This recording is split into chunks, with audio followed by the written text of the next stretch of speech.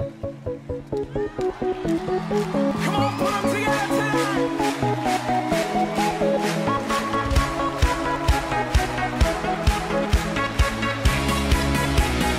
One, two, let's go.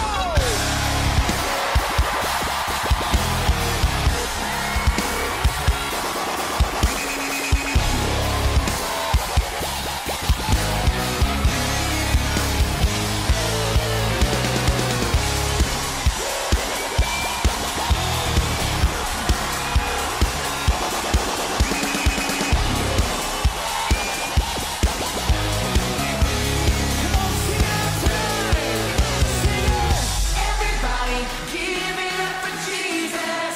Give him glory for he has redeemed us. Everybody give it up for Jesus. Praise his name.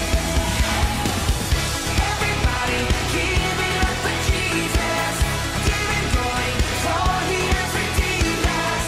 Everybody give it up for Jesus. Praise his name. Everybody give it up for Jesus. Give him glory for he has redeemed us. Everybody give it up for Jesus. Praise his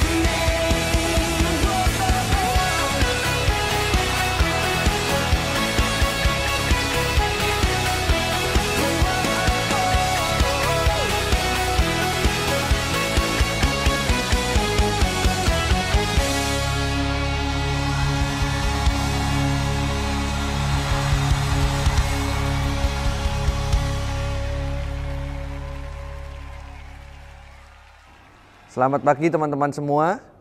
Sungguh sebuah anugerah yang indah kita boleh beribadah kembali bersama-sama. Pada pagi hari ini ibadah kita dilandaskan di dalam pertolongan Tuhan yang menciptakan langit dan bumi. Turunlah kiranya atas kita sekalian berkat dari Allah Bapa, Allah Putra dan Allah Roh Kudus. Amin. Selamat pagi jemaat sekalian yang dikasihi oleh Tuhan. Untuk rekan-rekan pemuda ataupun remaja yang sedang mengikuti ibadah ataupun sedang menonton ibadah pada pagi hari ini. Teman-teman, kita bersyukur gak terasa ya. Hampir 1 tahun lebih kita sudah melakukan aktivitas kita dengan cara yang baru, dengan keadaan yang baru. Semua hal serba baru teman-teman. Tapi bagaimana dengan kasih Tuhan? Selama ini yang menyertai kita, selama kurang lebih hampir 1 tahun lebih ini. Saya percaya ketika proses penyertaan Tuhan ini ada kelemahan, ada sukacita, ada sedih, dan bahkan dosa yang terus kita lakukan ketika Tuhan bersama-sama dengan kita. Teman-teman, pagi hari ini saya mau kita semua datang, tertunduk, tersungkur di hadapan Tuhan. Mengingat kembali betapa baiknya Tuhan dalam kehidupan kita. Memberikan kebaikan, keburukan. Itu semua Tuhan punya rencana di balik itu. Mari pagi hari ini, dengan keadaan kita biarkan Tuhan masuk ke dalam hati kita. Memenuhi hadiratnya di dalam hati kita. Kita angkat satu pujian, hadirat-Mu, sebagai ungkapan untuk kita mengingat kasih Tuhan dan biarkan Tuhan memenuhi kita.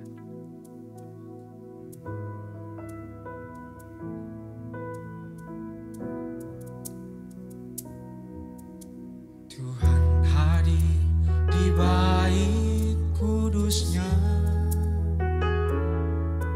saat umat mencari wajahnya, berseru, berdoa, bersujud menyembah, dan menikmati kehadirannya. Tuhan Tuhan mau dekat dengan umatnya, yang datang dengan senang hatinya, berseru, berdoa, bersujud menyembah.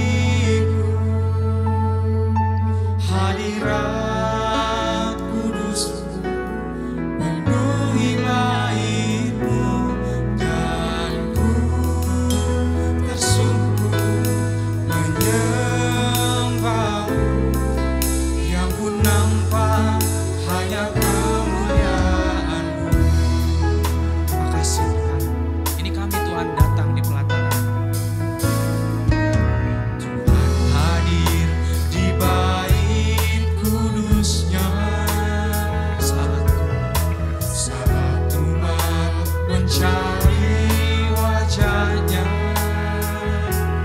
berseru, berdoa, bersujud menyembah, dan menikmati kehadirannya. Tuhan mau dekat dengan umatnya,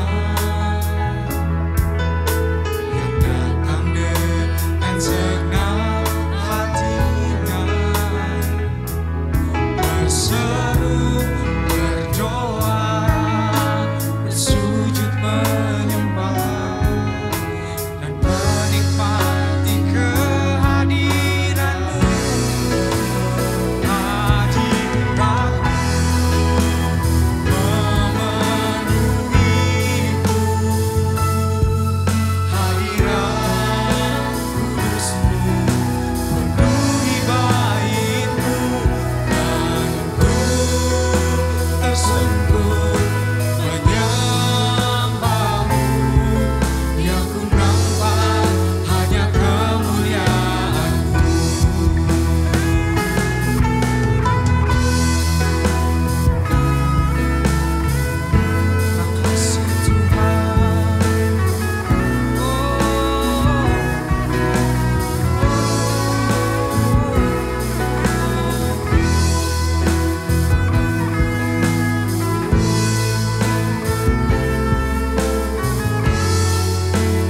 Mari bersama kita katakan, hadirat-Mu Tuhan.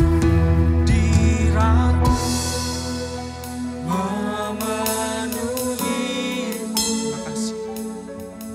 Hadirat kudus-Mu penuhi bait-Mu. Ku tersungkur menyembah-Mu, yang ku nampak hanya kemuliaan-Mu. Hadirat-Mu Tuhan, hadirat-Mu memenuhi-Mu. Hadirat kudus-Mu penuhi bait-Mu, dan ku tersungkur menyembah-Mu, yang ku nampak hanya kemuliaan-Mu. Dan ku tersungkur menyembah-Mu, yang ku nampak hanya kemuliaan-Mu. Mari kita satu dalam doa. Tuhan, terima kasih. Terima kasih Tuhan untuk semua yang Kau berikan kepada kami Tuhan.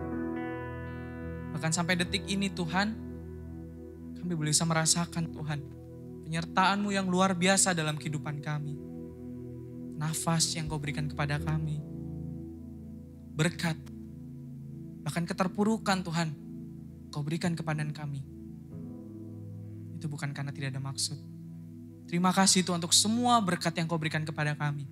Keajaiban-keajaiban yang Kau berikan kepada kami Tuhan. Pagi hari ini kami tersungkur Tuhan. Kami tertunduk mengingat Tuhan semua kebaikan-Mu dalam kehidupan kami. Tuhan, Bapa, pagi hari ini Tuhan, kami datang dengan kondisi kami yang sekarang. Kami ingin memuliakan nama-Mu Tuhan. Kami ingin memuji kebesaran-Mu. Kami pengen Tuhan lebih dekat sekali lagi kepada Engkau Tuhan. Untuk kedepannya. Ini kami Tuhan, hati kami, pikiran kami. Siapkan kami Tuhan pagi hari ini. Untuk kami bisa memuji, memuliakan nama-Mu. Sebagai bukti Tuhan, kami sudah bersyukur kepada Engkau. Karena kasih-Mu yang tidak cukup buat kami Tuhan. Terima kasih Tuhan, terima kasih. Kami menyerahkan diri kami, mulut pikiran kami Tuhan. Semuanya untuk kemuliaan bagi nama-Mu. Sebab Engkau Allah yang selalu menyertai kami. Terima kasih Tuhan. Ini kami, hanya dalam nama-Mu saja kami ucap syukur Tuhan dan berdoa. Amin. Selamat pagi semuanya. Wah, selamat pagi. Wah, mantap. Kita bersyukur kepada Tuhan. Jika pagi hari ini kita boleh bisa memuji memuliakan nama Tuhan, melihat kebesaran Tuhan yang luar biasa kepada kita, biarlah melalui mulut kita memuji memuliakan nama-Mu Tuhan. Karena Tuhan ajaib. Terpujilah nama-Mu Tuhan. Terpujilah nama-Mu Tuhan. Yes. Kuat dan penuh kemuliaan. Satu suara kami nyatakan kebesaran-Mu kekal selamanya. Dengan hati kita katakan, terpujilah nama-Mu Tuhan. Terpujilah nama-Mu Tuhan. Kuat dan penuh kemuliaan. Kuat dan penuh kemuliaan. Satu suara kami nyatakan kebesaran-Mu Tuhan. Kebesaran-Mu kekal selamanya.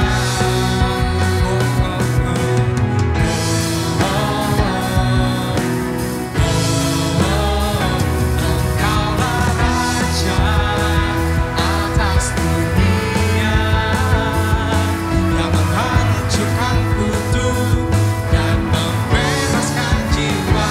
Kami bersorak bertepuk tangan.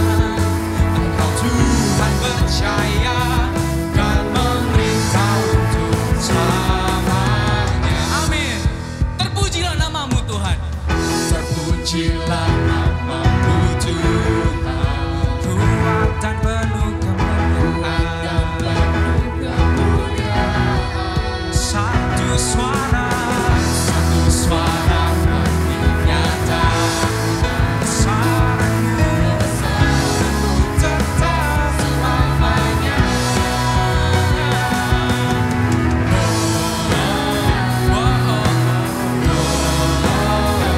Engkaulah Raja atas dunia yang menghancurkan kutuk dan membebaskan jiwa. Kami bersorak bertepuk tangan. Engkau Tuhan percaya dan meminta untuk Engkaulah Raja atas dunia. Mari angkat suara kita. Yang menghancurkan kutuk dan membebaskan jiwa. Engkaulah Raja atas dunia yang menghancurkan kutuk dan membebaskan jiwa. Kami bersorak bertepuk tangan.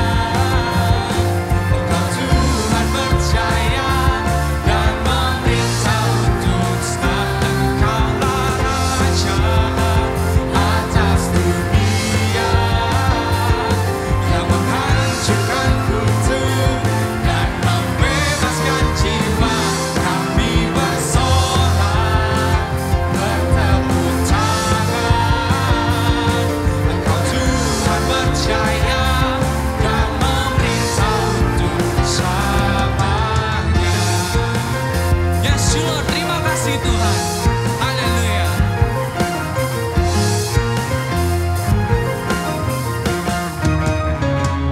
Berikan tepuk tangan yang luar biasa bagi Tuhan kita. Amin. Kesetiaan. Teman-teman, kata kesetiaan kayaknya gak familiar buat kita. Kenapa saya bilang kayak gitu? Kita selalu melakukannya. Terkadang kita juga mengatakan kata kesetiaan itu ke pacar kita, mama papa, teman, atau siapapun. Teman-teman, berbicara tentang kesetiaan. Bagaimana kesetiaan kita di dalam Tuhan. Sampai detik ini. Kita berproses sepanjang waktu ini. Ketika kita tahu Tuhan itu baik terhadap kehidupan kita. Memberikan semua yang kita perlukan. Tapi saya yakin. Kita tahu sampai detik ini pun. Dari awal ibadah kita sudah menyadari bahwa Tuhan baik kepada kita. Memberikan yang kita cukup. Dengan cukup sampai detik ini. memberikan hal yang kita butuhkan. Tapi kita sebagai manusia memiliki rasa takut, memiliki rasa bingung, ataupun rasa-rasa yang lain teman-teman. Sampai detik ini. Teman-teman, makna kesetiaan merupakan proses dalam kehidupan kita. Pagi hari ini mari kita bawa, ketika kita sudah mengerti, kita memuji memuliakan nama Tuhan. Saya pengen kita kembali merenung, memikirkan apa yang menjadi pergumulan kita sampai hari ini. Dan menyerahkannya kepada tangan kasih Tuhan. Sebab Dia Allah yang setia kepada kita. Bahkan lebih dekat dari baju yang kita pakai. Teman-teman, sambil kita memikirkan pokok doa kita pada pagi hari ini, mari kita angkat satu pujian, tetap setia.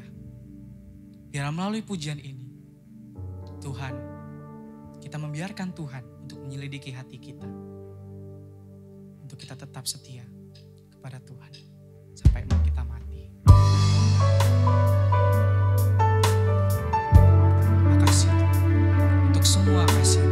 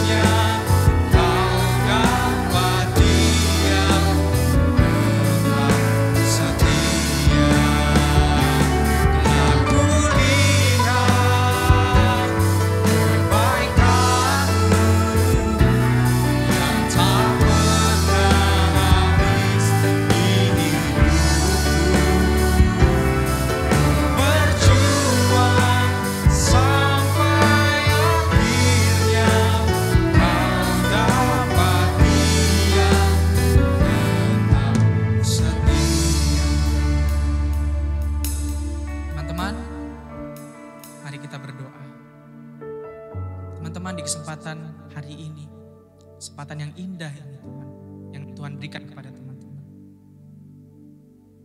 Saya pengen kita sebentar berdoa untuk diri kita masing-masing. Bersyukur kepada Tuhan bahwa Tuhan hadir dalam kehidupan kita. Mari kita ambil waktu sebentar berdoa bersyukur dan memikirkan kasih Tuhan sekali lagi sejenak dan pergumulan kita. Saya berikan waktu kita untuk berdoa.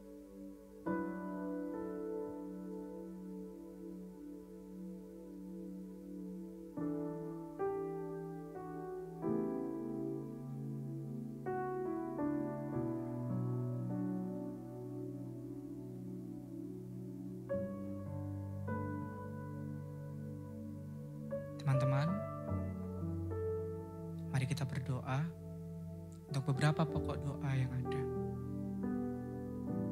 Yang pertama, mari kita berdoa untuk kondisi pandemi sekarang, yang dimana Tuhan memberikan suatu bukti kasih-Nya lewat vaksin yang ada. Mari kita satu dalam doa. Tuhan, terima kasih Tuhan untuk berkat-Mu. Untuk sampai detik ini Tuhan, kami boleh merasakan kasih setia-Mu. Bahkan di tengah kesibukan kami boleh bisa berdoa hari ini Tuhan. Tuhan, izinkan kami berdoa pagi hari ini. Untuk negara kami Tuhan. Tidak hanya negara kami, tapi berbagai negara di luar sana Tuhan. Yang terdampak corona Tuhan. Tuhan, kami bersyukur jikalau ada titik temu di sini Tuhan. Di mana vaksin sudah dibuat. Walau kami tahu Tuhan, hasilnya tidak bisa 100%. Tapi kami percaya di persen-persen sisanya. Dan sebelumnya pun Tuhan tetap berkarya di sana. Berikan kami kekebalan tubuh Tuhan. Untuk kami boleh bisa menjalani kehidupan kami dengan baik. Berikan kami kesehatan yang tepat Tuhan. Untuk kami boleh bisa menjalani kehidupan kami. Jikalau masih ada rasa takut Tuhan, buat kami Tuhan. Ajar kami supaya kami bisa menyerahkan hidup kami Tuhan. Melalui kondisi seperti ini Tuhan. Kami menyerahkan untuk efektivitas dari vaksin ke depannya. Biar Tuhan saja yang membantu. Dan Tuhan berkati obat ini. Tuhan, kami juga mau berdoa hari ini Tuhan. Untuk kami semua di tengah kesibukan kami. Kami lelah, kami capek dengan kehidupan kami Tuhan. Kami bingung harus apa. Tuhan, jikalau kami atau mulut-mulut yang sudah berdoa tadi ada yang berkata demikian Tuhan. Tuhan, bantu kami Tuhan. Berikan kami ketenangan hati. Berikan kami kerinduan Tuhan untuk lebih dekat kepada Tuhan. Setiap waktu. Melalui masa pandemi. Kami berdoa untuk diri kami Tuhan. Dan untuk sekitar kami, untuk semua orang Tuhan. Bantu kami, sertai kami, berikan kami ketenangan. Dalam kami menjalankan aktivitas kami. Dan kami boleh bisa memandang Tuhan terus-menerus dalam kehidupan kami. Entah kami yang bekerja, kami yang kuliah. Tuhan, bantu kami Tuhan. Supaya kami bisa selalu memandang Tuhan melalui apa yang kami kerjakan Tuhan. Karena kami tahu Tuhan selalu menyertai kami dan memberkati pekerjaan yang kami lakukan untuk Tuhan. Tuhan, kami juga berdoa hari ini Tuhan, kami rindu untuk apapun yang terjadi ke depannya Tuhan. Mungkin hati kami sedang gundah segala macam Tuhan. Tapi kami yakin hari ini ketika Tuhan memenuhi kami Tuhan. Tiada yang mustahil. Tuhan akan selalu menyertai kami. Selalu memberikan kami berkat. Tuhan, kami juga berdoa untuk negara kami. Tempat kami tinggal ini. Segala macam problema kami tahu Tuhan. Tapi kami percaya Tuhan ada di sana. Menyelesaikan semua permasalahan. Dan Tuhan pakai kami Tuhan. Dan buat kami jangan mengeraskan hati kami. Tapi kami boleh bisa keluar menjadi contoh bagi orang-orang di luar sana. Karena kami tahu kami sudah menerima kasih itu dari Tuhan. Ajar kami Tuhan untuk mengerti langkah kami selanjutnya. Kami juga mau berdoa Tuhan untuk keluarga kami. Mungkin yang terdampak corona. Kau berikan kesehatan, Kau berikan pemulihan Tuhan. Dan Kau nyatakan rencanamu bagi keluarga-keluarga yang ada ini Tuhan. Supaya kami tidak putus asa. Tapi kami menyerahkan hidup kami. Karena kami tahu. Bahkan dalam kesakitan kami pun Tuhan berkarya Tuhan. Kami menyerahkan kehidupan kami selanjutnya Tuhan. Tahun ini, besok, sampai selama-lamanya. Kami percaya Tuhan punya rencana buat kami. Sampai kami mati dan Tuhan datang kedua kalinya. Tuhan akan menjadi Allah yang tetap setia bagi kehidupan kami. Ini kami Tuhan, ini pergumulan kami. Apapun yang terjadi dalam kehidupan kami percaya Tuhan selalu mengasihi kami. Dan ini pokok doa kami Tuhan. Dan bantu kami tetap setia dalam kehidupan kami ke depannya. Dan buat kami memandang kepada Tuhan. Memandang kepada kasih Tuhan. Dalam waktu-waktu ke depan. Terima kasih Tuhan, ini pokok doa kami. Dan kami berdoa menyerahkan hidup kami selanjutnya. Dalam tangan-Mu. Dalam zaman saja kami ucap syukur Tuhan dan berdoa. Terima kasih Tuhan. Haleluya. Amin. Mari kita angkat satu pujian ini. Dari refnya saja, sembari kita mengingat kasih Tuhan.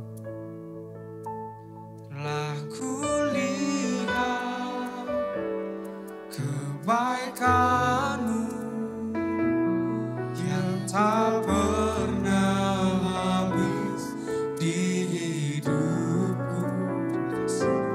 Ku berjuang sampai akhirnya Kau dapati aku tetap setia. Sekali lagi kita katakan.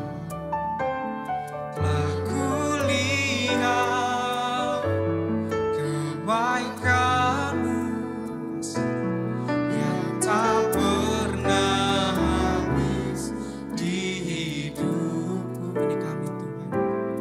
Ku berjuang sampai akhirnya Kau dapati tetap setia. Ku berjuang sampai akhirnya Kau dapati aku tetap setia.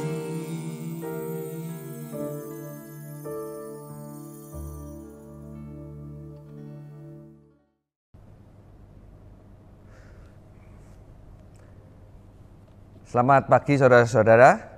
Sebelum kita mendengarkan firman Tuhan, mari kita berdoa terlebih dahulu.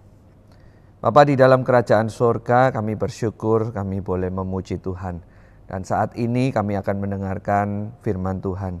Biarlah setiap kali kami mendengarkan firman itu sungguh-sungguh tertanam di hati kami. Karena kami tahu manusia bukan hanya hidup dari makanan jasmani saja, tetapi juga dari makanan rohani yang menguatkan rohani kami.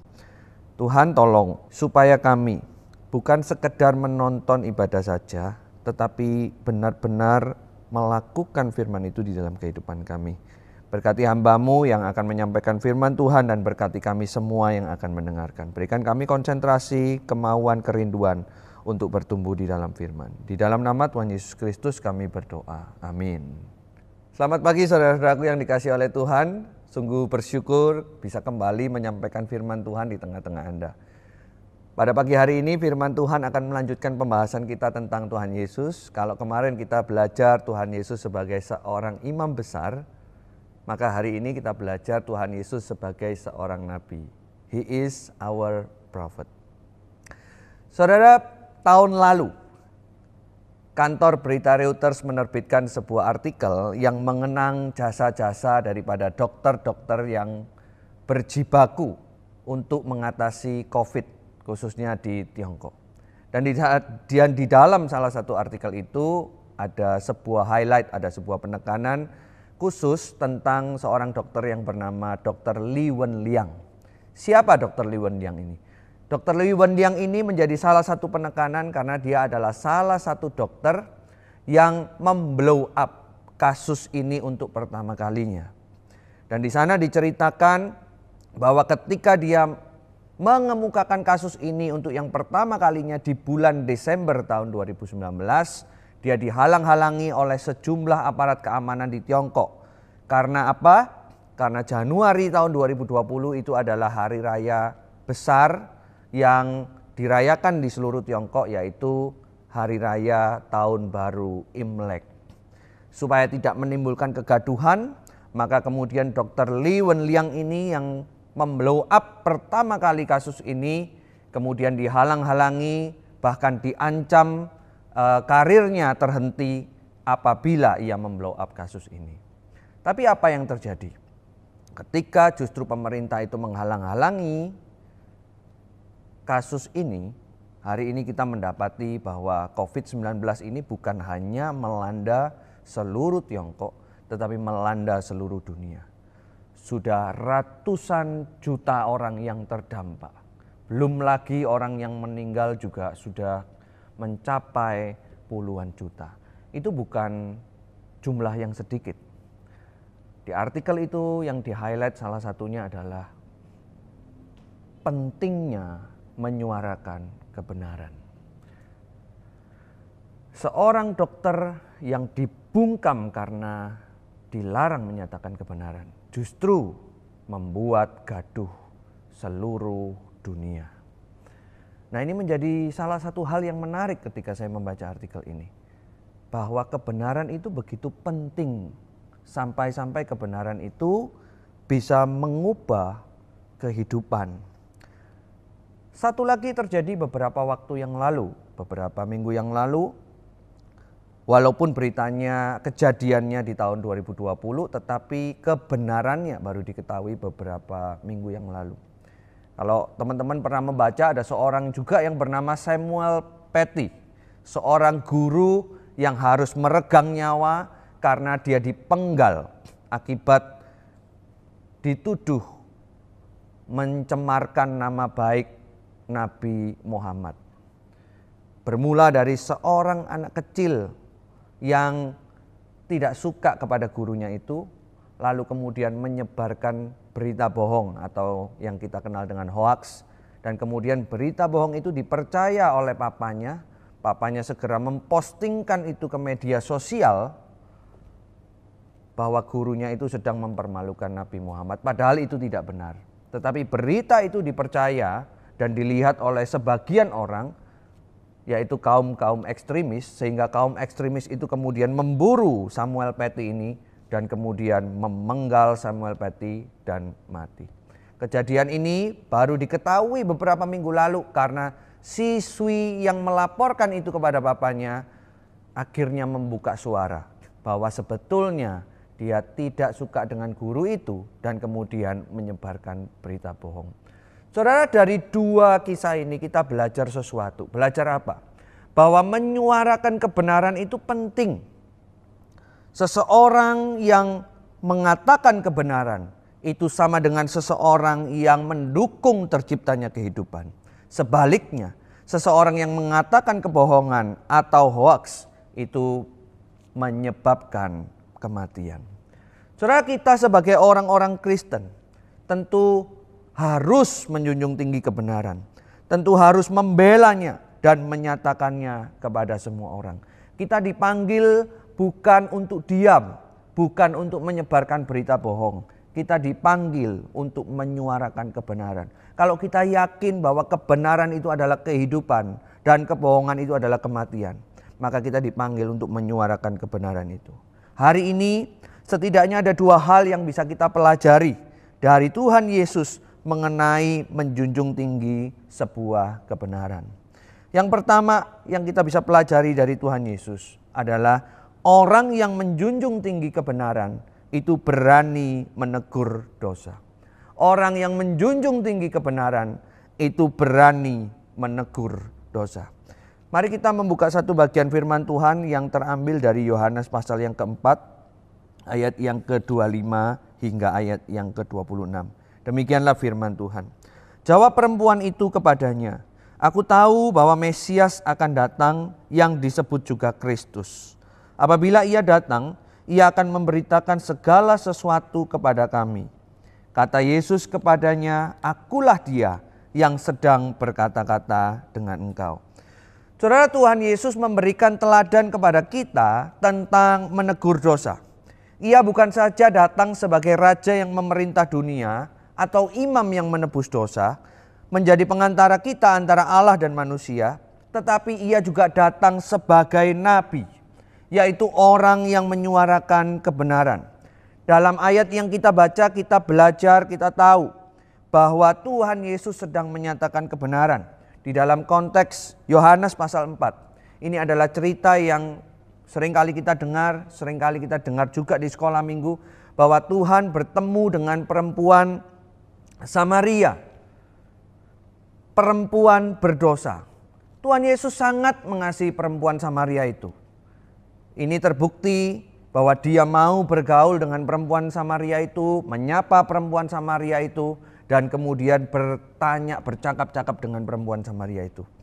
Tetapi Tuhan Yesus tidak berhenti sampai di sana. Ketika ia bertemu dengan perempuan itu, maka Tuhan Yesus juga bertanya, panggillah suamimu. Saudara, kata-kata ini bukan sekedar Tuhan Yesus tidak tahu siapa suaminya atau menyuruh secara literal memanggil, tidak. Tetapi kalimat ini mau menyatakan kebenaran bahwa Tuhan Yesus tahu apa yang dilakukan perempuan ini, walaupun Tuhan Yesus juga mengasihi dia. Di balik kasihnya Tuhan Yesus kepada perempuan Samaria ini, ia sebetulnya juga menegur perempuan Samaria ini bahwa apa yang dilakukannya itu bukanlah kehendak Tuhan.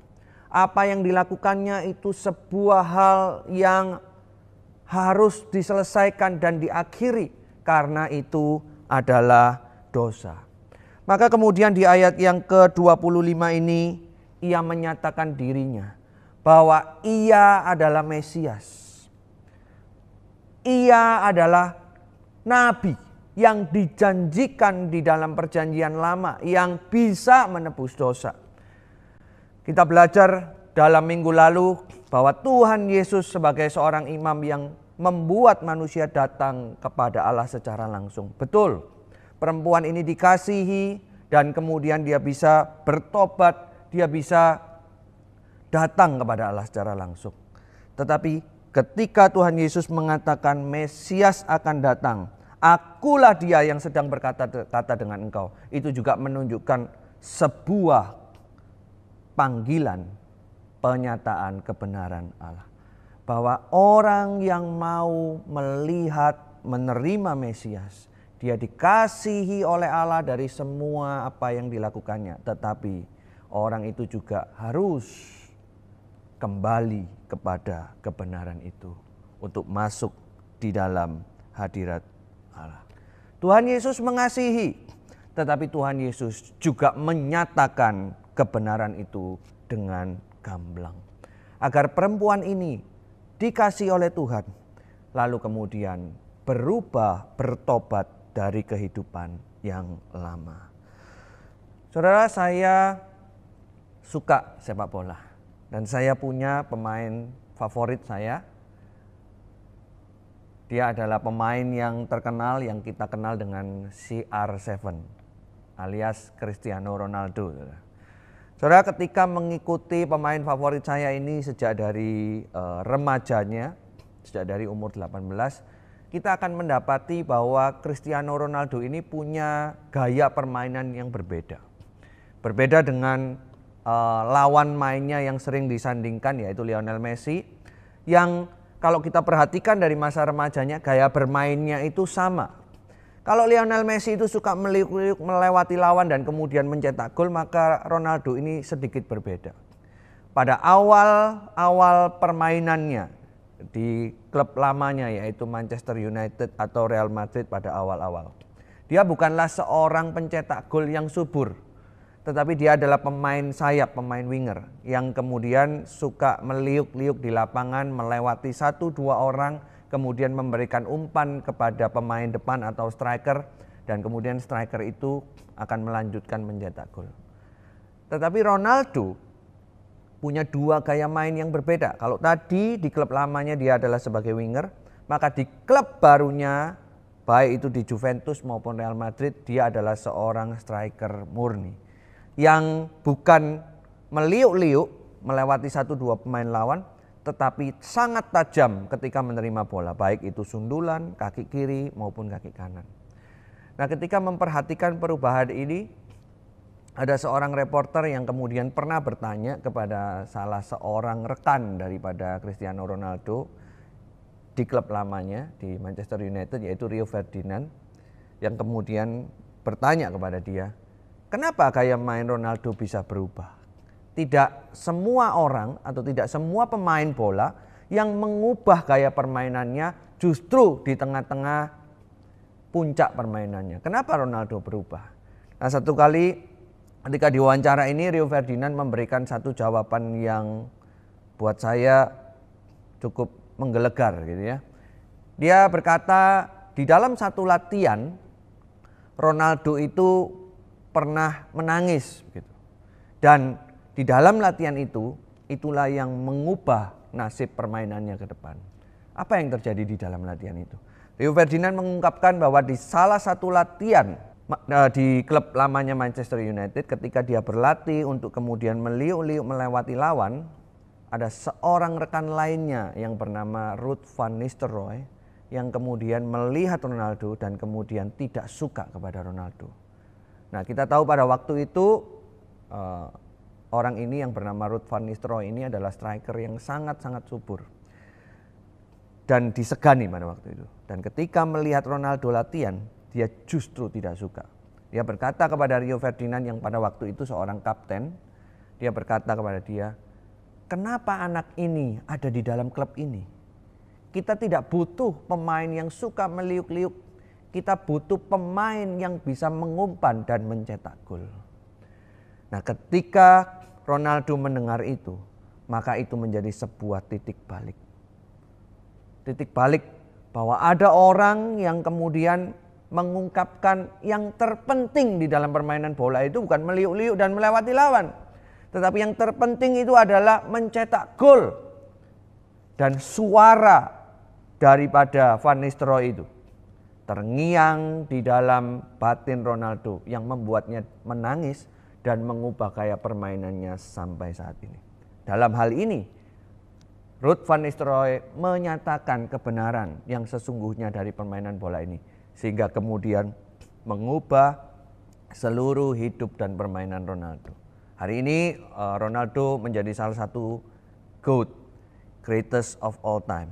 Dia mencetak gol melebihi pemain manapun di dunia ini, termasuk Pele. Tapi satu perkataan itu, satu penyataan kebenaran itu mengubahkan kehidupan Ronaldo. Saudara, apa yang bisa kita lakukan ketika kita belajar firman ini, ketika kita belajar daripada Tuhan Yesus? Sekali lagi, kalau kita adalah anak-anak Tuhan yang menjunjung tinggi kebenaran, maka kita harus berani untuk menegur. Hari ini saya ingin kita belajar satu hal yang barangkali kita jarang dengar, yang barangkali kita juga jarang lakukan. Apa itu? Berani untuk menegur. Saudara, seringkali kita sebagai anak-anak Tuhan ketika melihat seorang melakukan dosa, kita diam saja bukan? Kita berpikir, oh itu kalau orang lain melakukan dosa ya itu urusannya orang lain, itu bukan urusan saya. Itu urusan dia dengan Tuhan. Kalau ada orang lain yang salah, ya udah, kita cuma menasihati, kita cuma ngasih tahu. Kalau dikasih tahu nggak dengar, ya sudah. Itu urusannya dia dengan Tuhan. Sering saya mendengar banyak alasan seperti itu. Atau juga alasan-alasan lain yang nanti kalau saya tegur hubungan saya jadi renggang. Jadi lebih baik ya sudah, itu urusannya dia saja. Tetapi saya percaya tidak demikian, teman-temanku. Justru ketika kita berani menegur dan ada orang-orang lain yang sudah diselamatkan yang sama-sama dengan kita mendengar teguran itu, barangkali teguran itu menjadi salah satu rema, menjadi salah satu pengubah hidup dari mereka. Kita perlu untuk belajar menegur. Tentu menegur itu bukan berarti mengolok-olok. Menegur itu juga bukan berarti kemudian menyatakan kesalahan itu di depan orang banyak, tidak. Alkitab memberitahukan kita kalau kita mau menegur, kita belajar untuk ngomong empat mata dengan dia. Apa yang menjadi kesalahannya? Tentu seperti yang Tuhan Yesus juga contohkan, kita juga perlu menegur dengan kasih. Kita mengasihi dia, tetapi kita perlu untuk menyatakan kesalahannya, untuk memberitahukan kebenaran. Kita mengasihi dia, kita bertumbuh bersama-sama, kita juga harus berani menegur. Belajarlah teman-teman untuk menegur. menegur dengan kasih, menegur juga untuk pertumbuhan rohani kita yang menegur. Sama-sama bertumbuh, sama-sama hidup di dalam kebenaran. Yang kedua, apa yang bisa kita pelajari dari Tuhan Yesus mengenai menjunjung tinggi sebuah kebenaran? Yang kedua adalah orang yang menjunjung tinggi kebenaran itu berani berkorban demi kebenaran. Orang yang menjunjung tinggi kebenaran berani berkorban demi kebenaran. Saudara-saudara, sejak dari perjanjian lama, menjadi nabi itu sebuah anugerah yang luar biasa. Menjadi nabi itu berarti ia mendapatkan mandat Allah dan berkomunikasi dengannya untuk menyatakan kehendak Allah kepada umat. Tetapi yang perlu kita ingat adalah seringkali menjadi nabi itu adalah kondisi yang tidak menyenangkan. Saudara, kalau kita melihat sejarah nabi dari Alkitab, kita akan melihat bahwa perjalanan hidup seorang nabi itu bukan perjalanan yang menyenangkan. Seringkali digambarkan adalah perjalanan yang sangat sulit. Kita lihat seorang Abraham yang harus pergi dari tanah kelahirannya menuju ke Kanaan dengan berbagai kesulitan. Kita lihat seorang yang bernama Musa menyatakan hukum Allah di tengah-tengah umat, tetapi menyatakan hukum Allah di tengah-tengah umat yang tegar tengkuk. Bukan umat yang mendengar, tetapi umat yang penuh dengan tegar tengkuk. Kita lihat juga Yesaya yang menurut sejarah gereja mati digergaji. Kita membaca dari kitab Yeremia, seorang nabi ini dipenjara di bawah tanah sampai hampir mati. Kita juga belajar pada Alkitab, Nabi Yunus diutus kepada bangsa Niniwe yang jahat.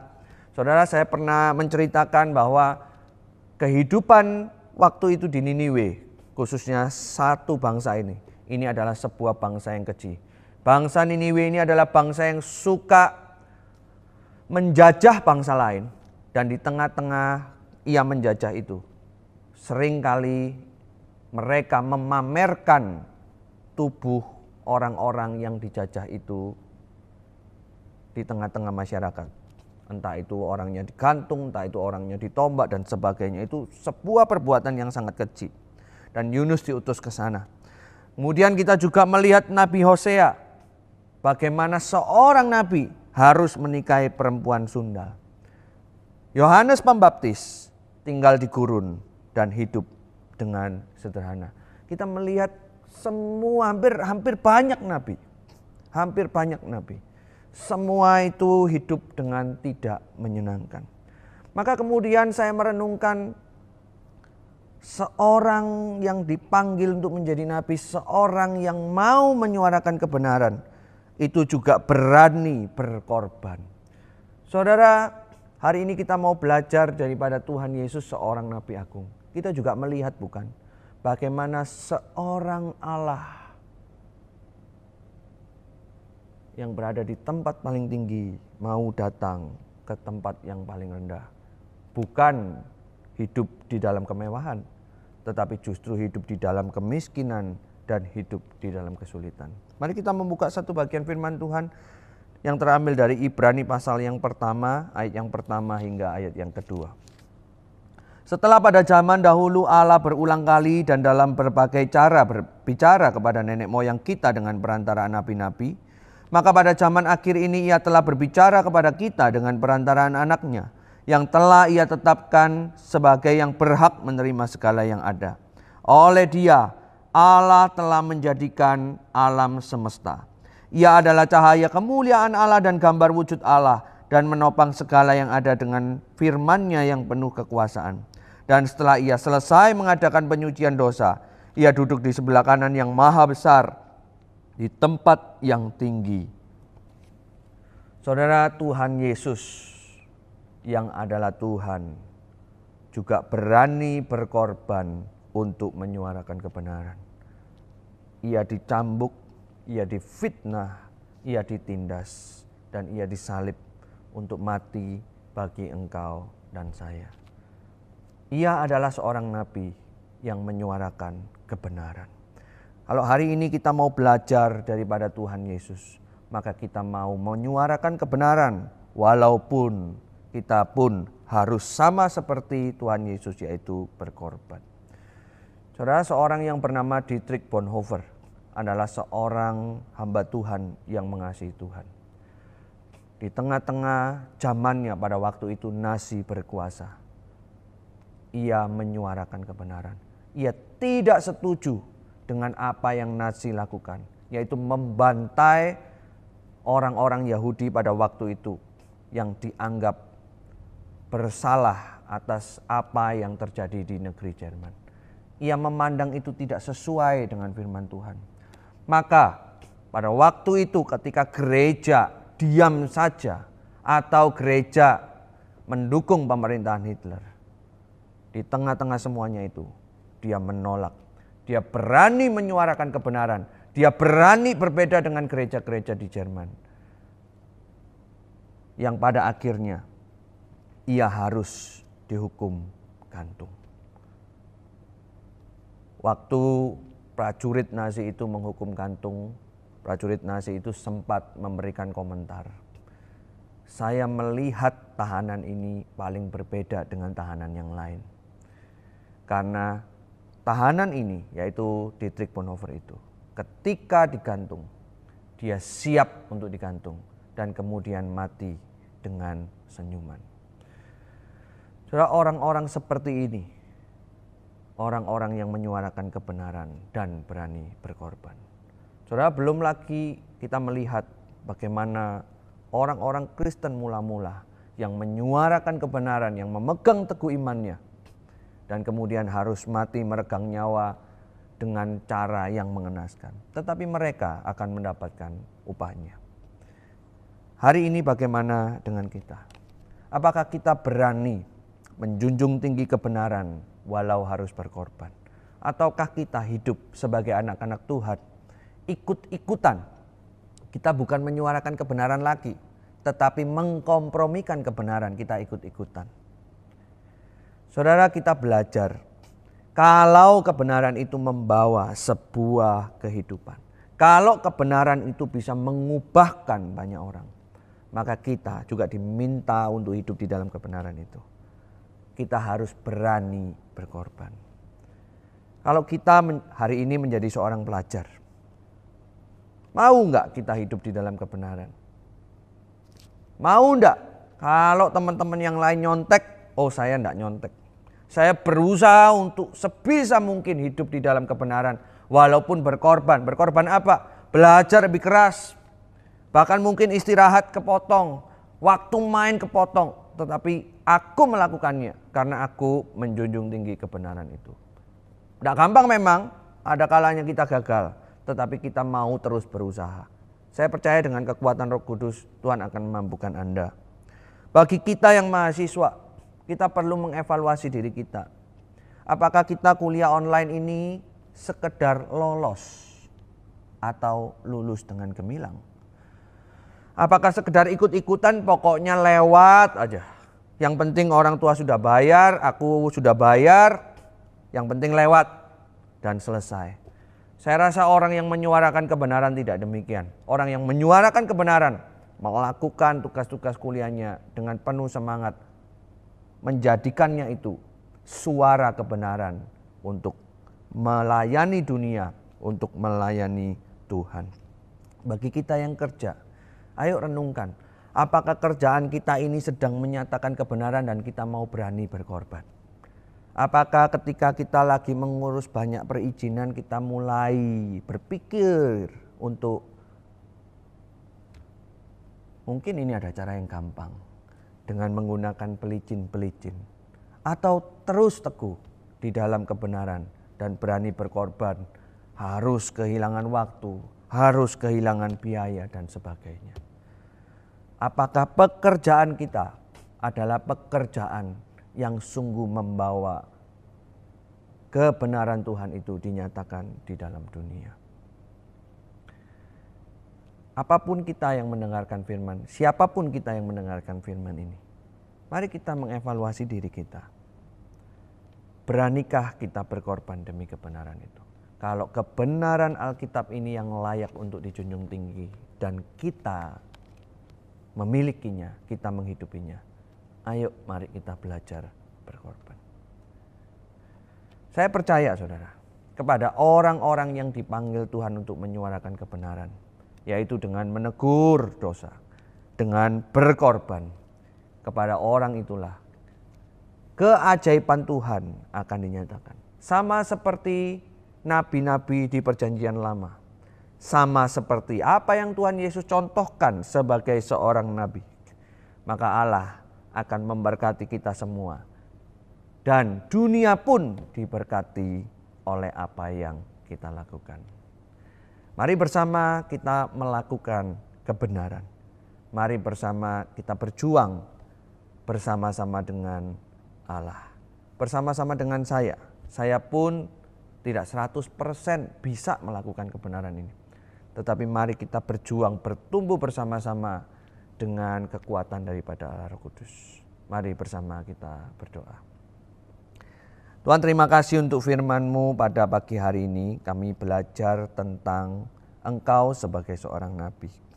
Kami belajar tentang Engkau yang berani menyuarakan kebenaran dengan menegur dosa. Dan kami juga belajar dari Engkau menyatakan kebenaran dengan berani berkorban. Tolong setiap kami ini ya Tuhan, supaya kami bukan hanya mendengar tapi juga benar-benar mau melakukan firman Tuhan. Kalau ada teman-teman yang melakukan kesalahan, kami juga mengasihi mereka, tetapi juga berani untuk menegur mereka. Dan kami percaya ketika kami berani menegur, berani berkorban, berkat Tuhan, keajaiban Tuhan akan dinyatakan kepada kami lebih dan lebih lagi. Terima kasih ya Tuhan, terima kasih. Di dalam nama Tuhan Yesus Kristus kami berdoa. Amin. Saya mengundang teman-teman untuk bangkit berdiri. Mari dengan hati kita, dengan iman kita akui iman kita di hadapan Tuhan. Pengakuan iman rasuli. Aku percaya kepada Allah, Bapa yang Maha Kuasa, Khalik langit dan bumi, dan kepada Yesus Kristus, anaknya yang tunggal, Tuhan kita, yang dikandung dari Roh Kudus, lahir dari anak darah Maria, yang menderita sengsara di bawah pemerintahan Pontius Pilatus, disalibkan, mati dan dikuburkan, turun ke dalam kerajaan maut. Pada hari yang ketiga, bangkit pula dari antara orang mati, naik ke surga, duduk di sebelah kanan Allah, Bapa yang Maha Kuasa. Dan dari sana ia akan datang untuk menghakimi orang yang hidup dan yang mati. Aku percaya kepada Roh Kudus, gereja yang kudus dan am, persekutuan orang kudus, pengampunan dosa, kebangkitan tubuh, dan hidup yang kekal. Amin. Teman-teman silakan duduk. Saya undang kita semua bangkit berdiri. Kita akhiri ibadah kita dan kita menerima berkat yang daripada Tuhan.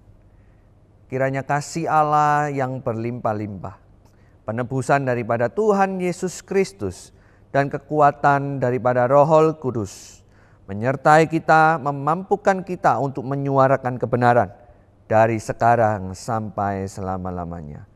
Amin. Saudara dipersilakan untuk duduk kembali, mengambil saat teduh, dan ibadah pada pagi hari ini telah selesai. Tuhan memberkati.